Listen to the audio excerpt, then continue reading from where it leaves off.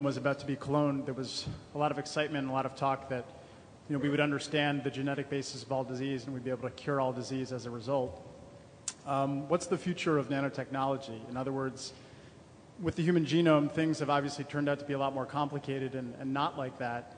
With nanotechnology, how long do you think it's really going to take for these technologies to get into the clinic? Are we talking 20 years or 100 years? I'm just curious as to your opinion on that.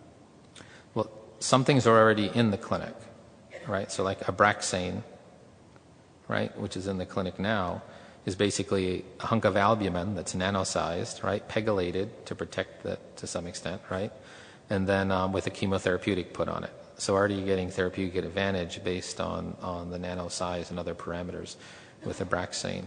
There's some other molecules now that have IND. Greg has something with IND for imaging and others. But these things are already beginning to enter the clinic.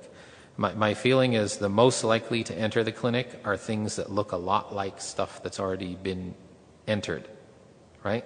So I'm guessing liposomes that are nano-sized, FDA feels more secure with, right? There's some track record. So Abraxane was a hunk of albumin, right, with pegylated.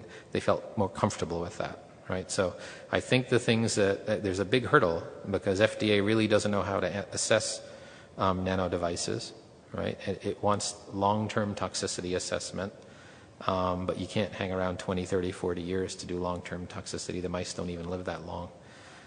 So there's some difficulty, and they're trying to come up with assays and other systems, just as we are, to try to assess toxicity. But I see that as a barrier to a lot of the nanotechnologies now, is making a decision on when we'll let them go, right? I think we're advantaged in cancer because a lot of our patients will die fairly